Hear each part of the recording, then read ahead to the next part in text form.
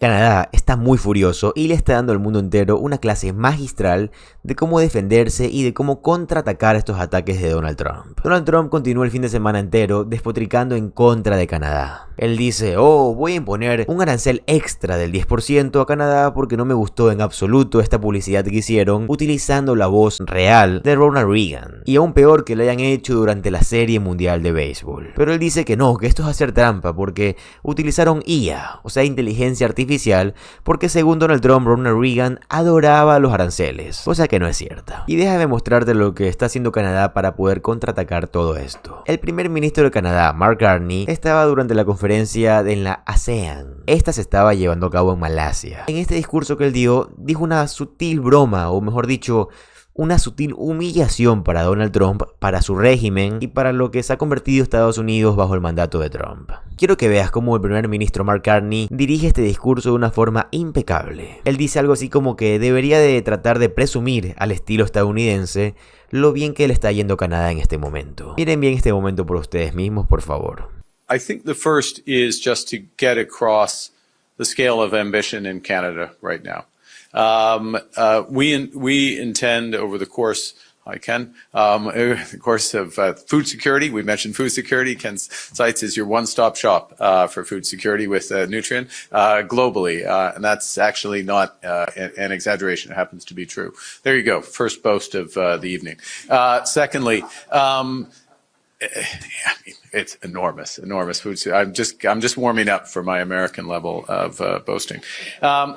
We are going to double our non-U.S. exports over the course of the next 10 years. We think we can do it in a much shorter period of time. That's $300 billion of additional exports. Most of that is going to come from Asia, in our view, and I'll justify that in a second. But on top of this, and I just underscore this because this is a two-way relationship, our expectation coming out of the budget is that we're laying out a path for at least $500 billion of additional investment in Canada in the next 5 years.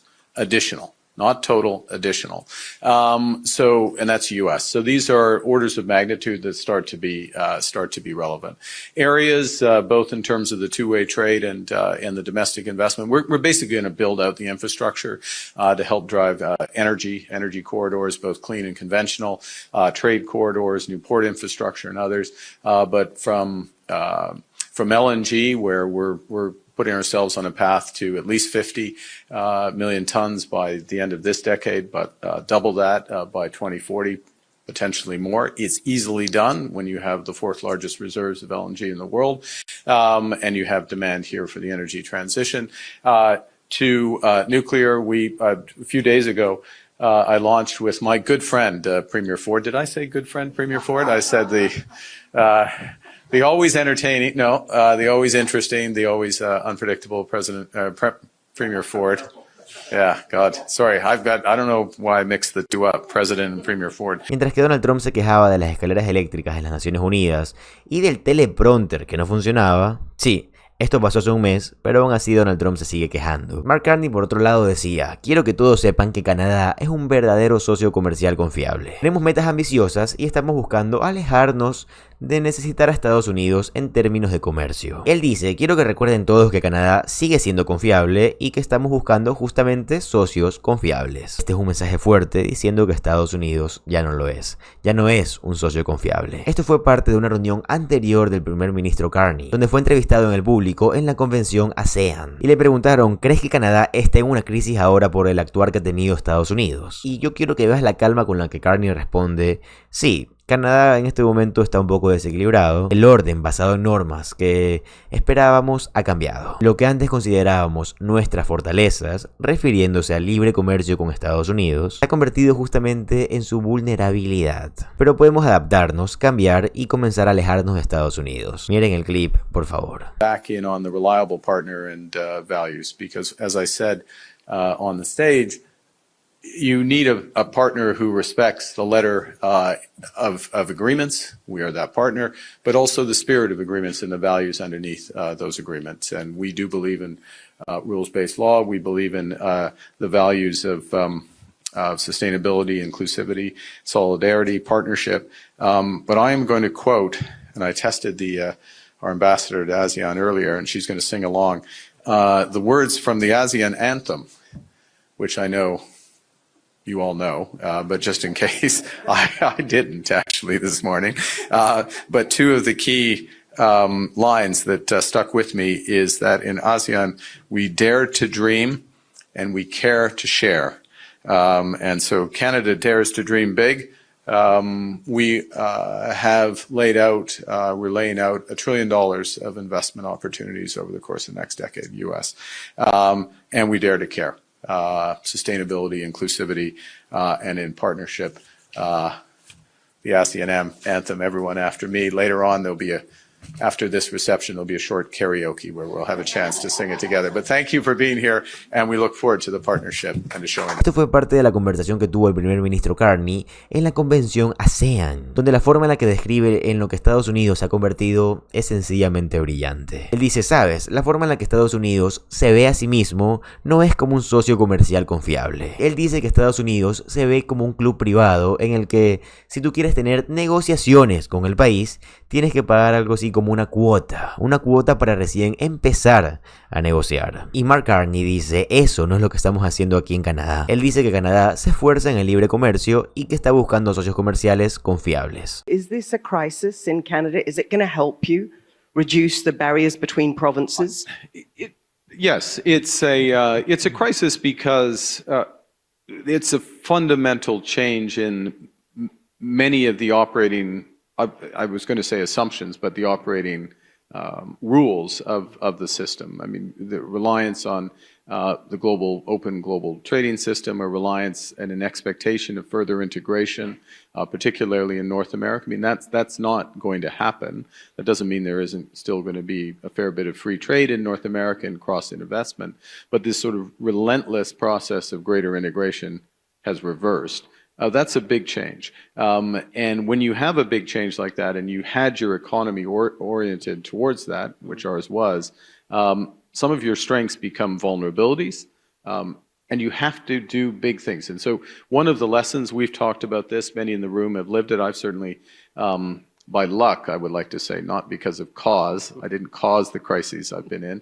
But my experience of being in them is in a crisis, you have to be bold. You have to act big. Uncertainty weighs down activity, and unless you're leading from the center, whether you're a central bank with respect to supporting financial institutions or monetary policy, or you're a government in terms of charting a new course, you need to be bold. And that's why we're looking for scale in terms of diversification of our exports. That's why our budget, which is coming out in 2 weeks' time, is going to have what we call generational investment in Canada on an order of magnitude that really changes the scale of the economy, the ambition of the economy. Of course, it will also, just by its very fact, provide GDP and growth and jobs for Canadians. But as important as that is, more important is going to be a reorientation of the country, and very much an outward-looking orientation that I think is very complementary to ASEAN.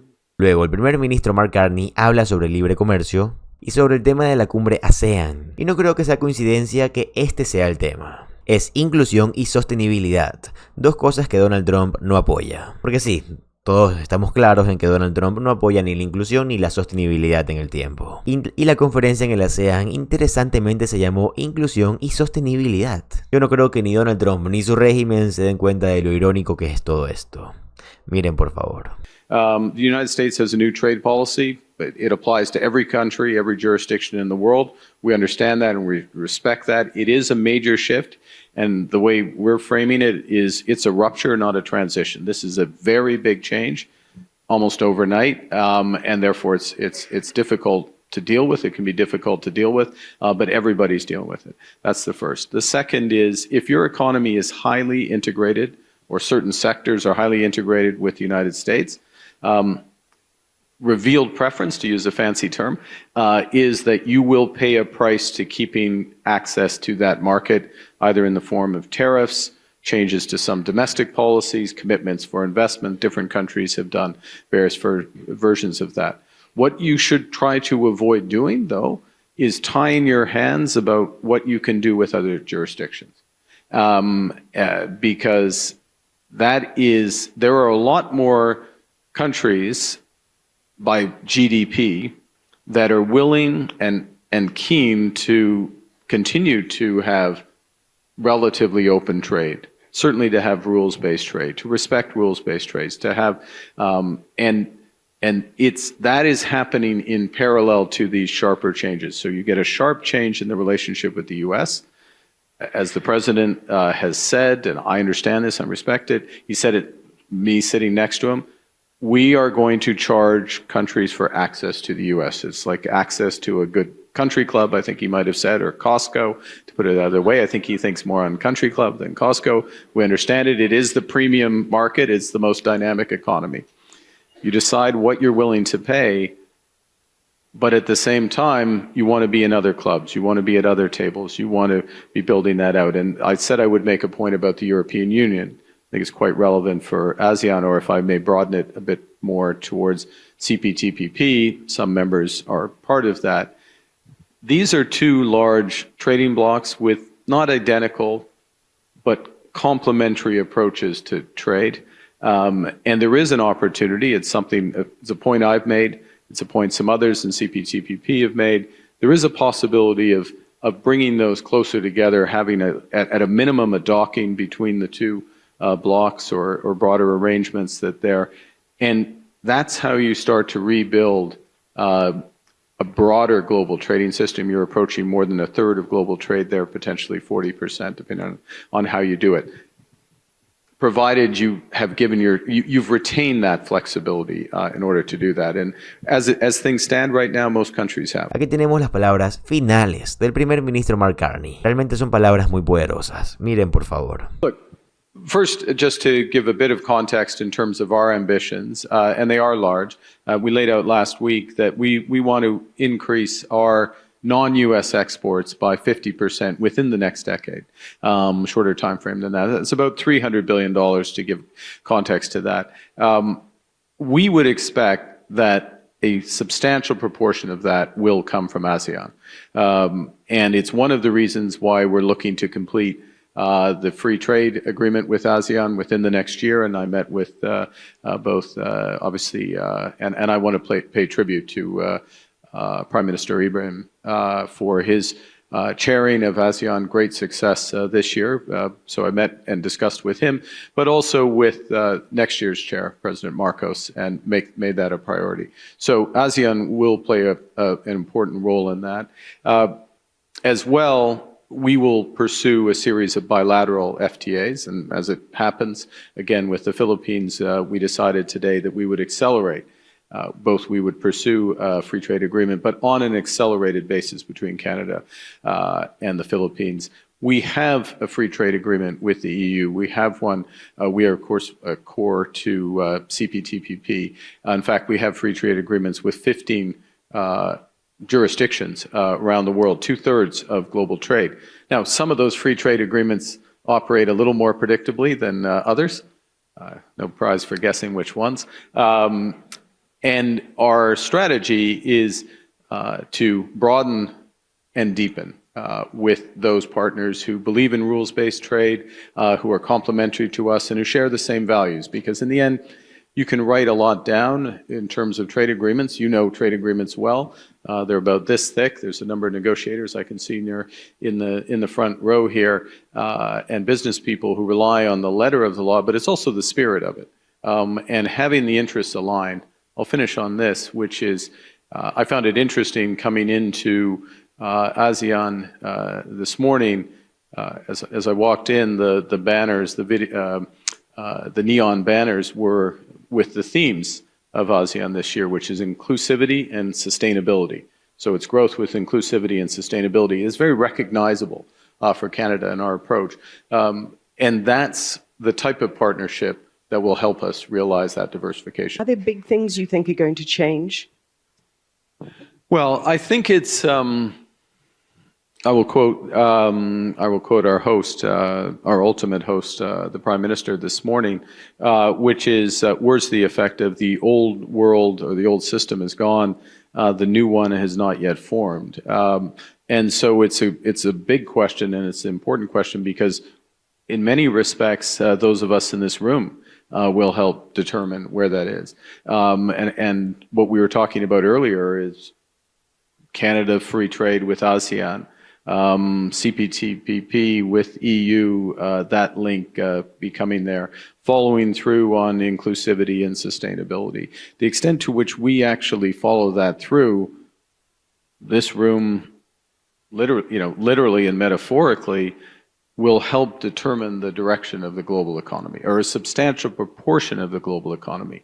And because it's ASEAN, because it's dynamic, because it's forward-looking, because it's young, that sort of shows where the world is going. And so I think it can be incredibly influential.